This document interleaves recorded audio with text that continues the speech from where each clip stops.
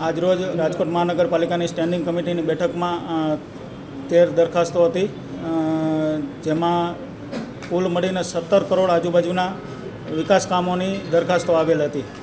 તેમાંથી એક નામંજૂર કરી છે, જે ગયે સ્ટેન્ડિંગમાં પણ આવેલી હતી.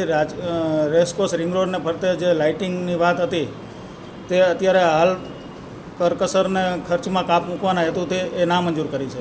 11 કરોડ 2 વર્ષ માટેનું એ કામ હતું, પણ અમે એક કામ ટેન્કરવાળું દરખાસ્ત પણ 1 વર્ષ માટે જ મંજૂર કરી છે. વેસ્ટ ઝોનમાં લગભગ 4 થી 5 મહિનામાં પાણીના ટેન્કર સંપૂર્ણપણે બંધ થઈ જશે. જેમ એનિમલ હોસ્ટેલમાં જ્યાં અને જ્યાં દબાણવાળી જગ્યાઓ છે એ અમુક જગ્યાએ જ નોમિનલ ટેન્કર જશે, બાકી લગભગ રાજકોટ કોર્પોરેશનમાં 670 કિલોમીટરની ડીઆઈ પાઇપલાઇનનું કામ પૂર્ણ થઈ ગયેલ છે. એમાં કનેક્શન આપવાના જ બાકી છે, એટલે વહેલી તકે એ કનેક્શન અપાઈ જાય એટલે ટેન્કરો સંપૂર્ણપણે ટેન્કર રાજ ઓછું થઈ જાય એવા પ્રયત્નો છે રાજકોટ મહાનગરપાલિકા. વર્ષનો ખર્ચ 5 કરોડ આજુબાજુનો છે.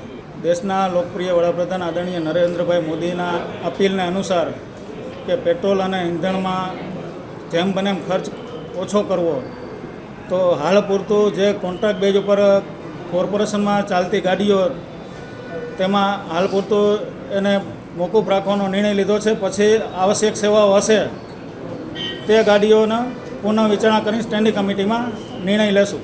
એ અર્બન ગ્રીન ડેવલપ પોલિસીની દરખાસ્ત આવી હતી, એ હાલ પૂરતી પેન્ડિંગ રાખી છે. એ એજન્સીએ અમદાવાદમાં કામ કર્યું છે, એટલે નેક્સ્ટ વીકમાં સંકલનની ટીમ સાથે બેસીને એના માટે આગામી દિવસોમાં નિર્ણય લેશું.